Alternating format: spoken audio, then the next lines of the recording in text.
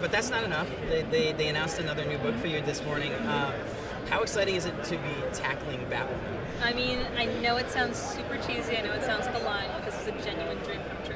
I mean, Batwoman has been my favorite heroine, bar none, DC Marvel, no matter what, you know, since she was announced, essentially. I was in high school when she was announced, that's how long ago it was. And just the overwhelming, you know, significance, you know, of just, you know, her being introduced to the DCU, how I absolutely fell in love with her through Greg Rucka and James Williams' run. You know, like, she has always been the dream character, and it's, I mean, I don't know where else, how much, like, higher up I can go. Obviously, I mean, one of the interesting things about what you're doing right now, almost every book that you're writing is, they're like a feminist statement almost. Like the fact that they exist in the current marketplace, it's like you're doing Bombshells, you're doing Josie and the Pussycats, and you're doing this. And is that a niche that you're really comfortable embracing, or is that just something that you kind of fell into? It's write what you want to read. I mean, like, these are the things that I enjoy. Like, you know, there was never really like a mission statement.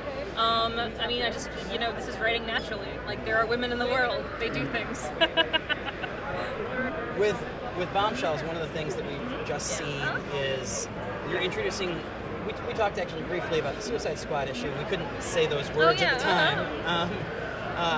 How much fun has it been to kind of, you've almost kind of changed settings in that world in a big way the last couple of issues. Yeah.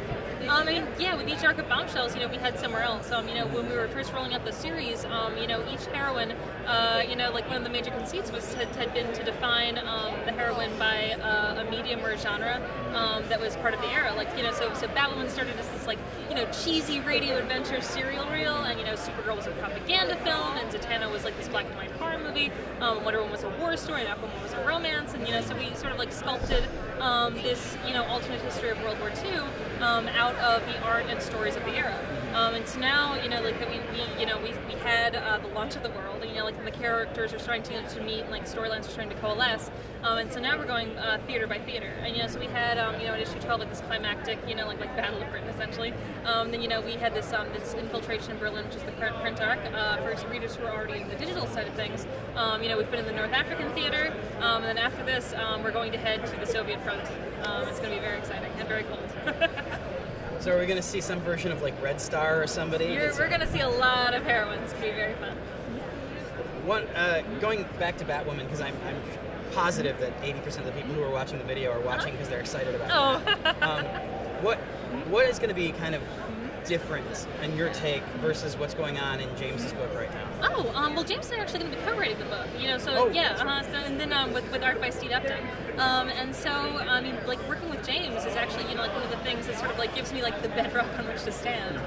You know, like, James's, you know, work with Batwoman and Detective has really been able to, you know, like, to bring her to, like, you know, this brand new audience of readers, and, you know, have made her, you know, such a core part of the Bat family and given her this place to, you know, explore relationships with others, you know, when she's been sort of isolated before. And, you know, it's really tremendous. You know, like, James is my comics brother. Like, you know, he was with me, like, before day one. He's always been so supportive, you know, he's just been a guiding force in my career.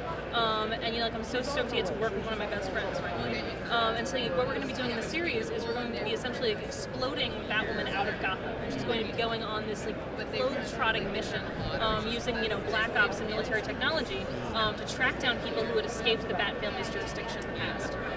You know, so we're going to be, you know, like you know, old supervillains, new threats, and people who are going to be coming out of her past. Like, you know, for the fans of the Rucka series, you know, like we know in Batwoman's timeline, after she was ejected from the U.S. military, there are these lost years, you know, that she was, you know, like, going all over the world and, you know, like, having, you know, like troubles and, you know, like you know, explorations, and something happened that, you know, sort of kicked her butt back into, you know, like, returning to Gotham and assuming the mantle of Batwoman. And so we're going to be going into that, you know, like, that black period. And, you know, like, we're going to be exploring the people that she met and the people that she thought she was done with and the consequences of the things that she did in that version of her life that are, you know, trickling back in to the things that she's doing in the present. It's really funny to me that as we get these much more iconic versions of the characters again in Rebirth, we've seen Batman and Superman, to varying degrees, leave their cities. Yeah. And now you're doing the same thing with Batwoman. What do you think kind of taking the weight of Gotham off of her offers?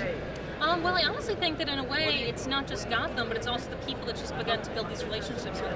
I mean, like, she's still going to be a major part of Detective. Like, you know, one of the you know, conceits of the way that she's able to, you know, go on this globe-trotting mission is that she is constantly mobile. So she'll be able to return. She will still be in their lives. She will still be in their book. James will still be writing her solo. You know, and so, but we wanted to be able to, you know, sort of show who she is when she's with this family, when she has this support network, and then also, you know, show who she is when she's cut off now from her family. You know, like with following what's been happening with Jacob Kane and the Colony and Detective. You know, show who she is when she has to learn to trust new people. You know, like show who she is when she doesn't have anyone left to trust. You know, whereas she's beginning to come into connection with people to whom she was something else. You know, like the way that you're a different person to your family than you are to your friends, than you are to your partner, you are to your spouse, you are to your children. She's different people to different, like, you know, two different people.